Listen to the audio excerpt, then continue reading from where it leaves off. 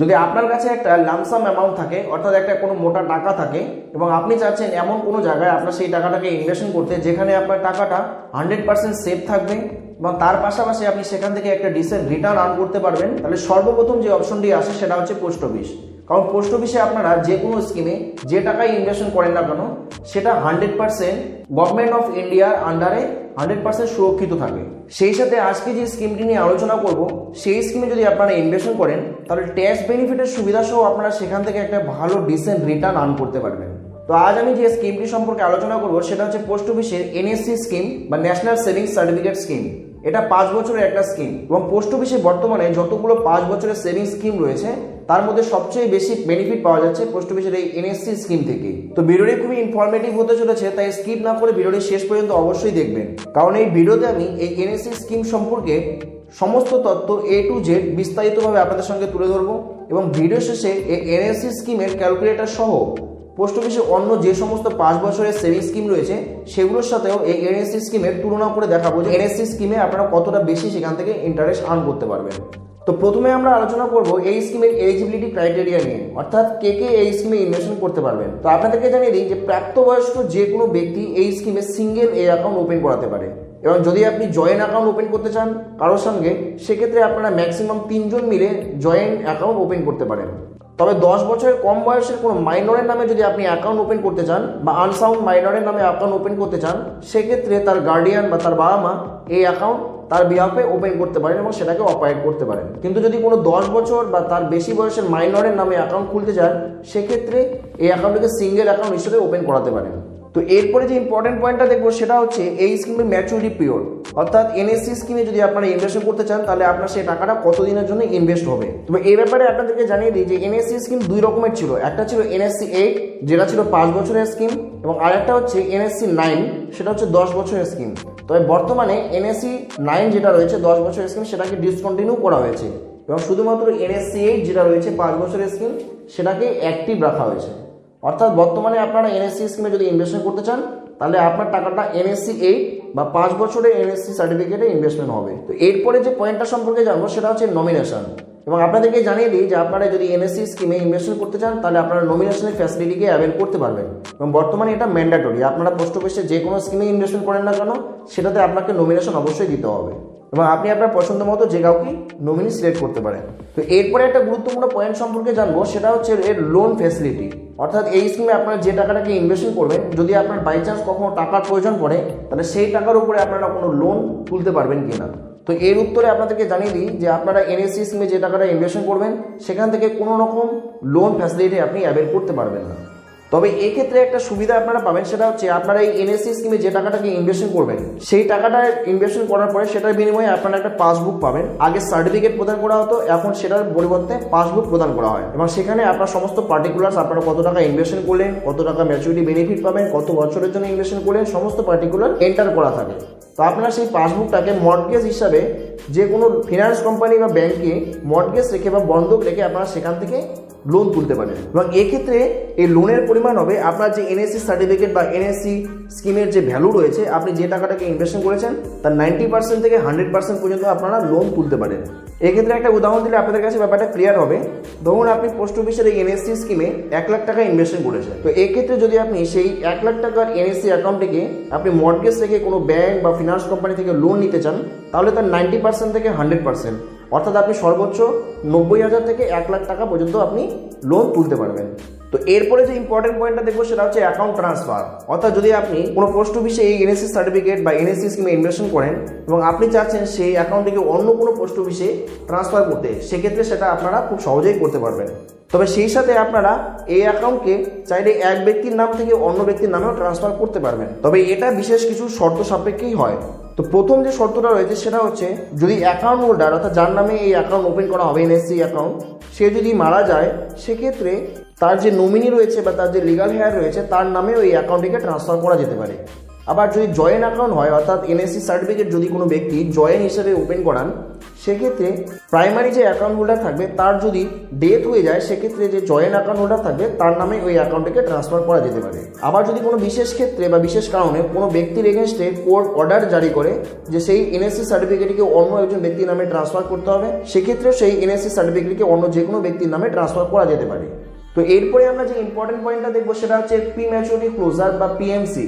অর্থাৎ যদি আপনি এনএসসি সার্টিফিকেট স্কিমে কোনো টাকা ইনভেস্ট করেন এবং ম্যাচুরিটি পিরিয়ড বা 5 বছর কমপ্লিট হওয়ার আগে যদি আপনার টাকার প্রয়োজন পড়ে, সেক্ষেত্রে আপনি টাকা তুলতে পারবেন কি না। তবে এর উত্তর হলো এনএসসি স্কিমকে আপনারা কখনোই ম্যাচুরিটি পিরিয়ডের আগে প্রিম্যাচুর ক্লোজার করতে পারবেন না, অর্থাৎ এটাকে ভাঙাতে পারবেন না।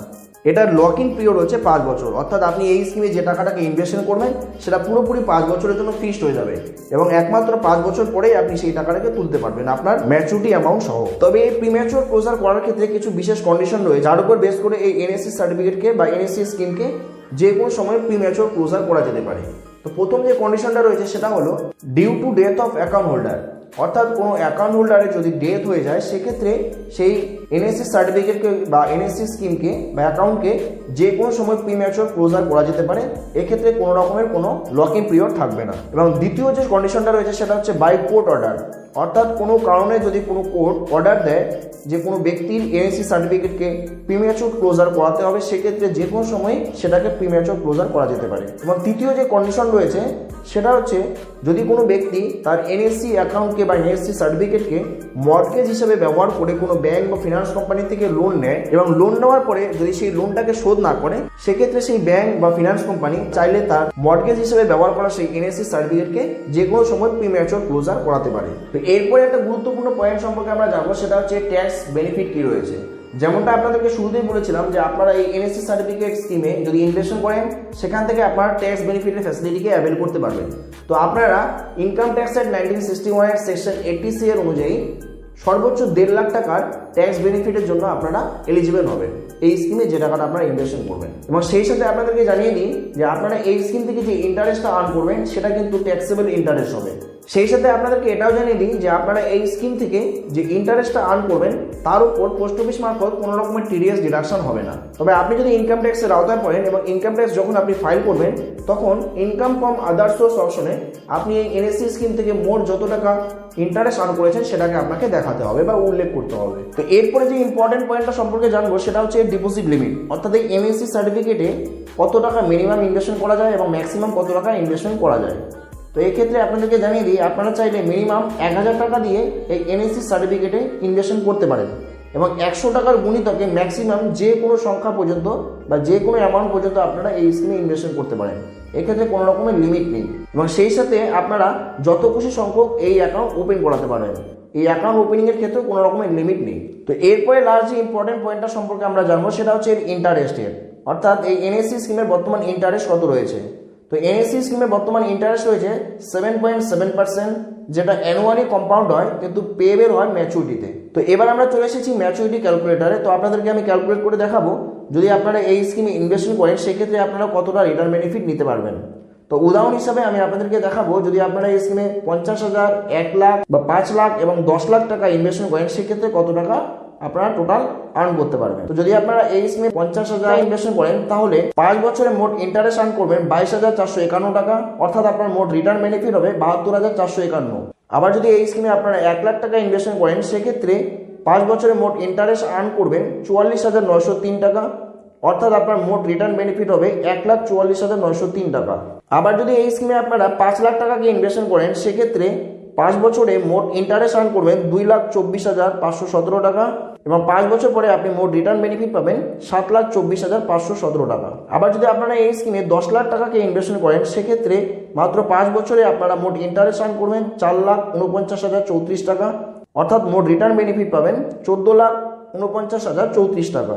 তো এবারে আপনাদেরকে বোঝানোর সুবিধাতে আমি আপনাদেরকে এই এনএসসি স্কিমের সাথে পোস্ট অফিসের অন্য যে সমস্ত 5 বছরের সেভিং স্কিম রয়েছে, যেমন ফিক্সড ডিপোজিট স্কিম যেটাকে টাইম ডিপোজিট বলা হয়, এছাড়া MIS scheme, senior citizen saving scheme, এদের মধ্যে ডিফারেন্সটা কি রয়েছে সেটা আপনাদেরকে দেখাবো।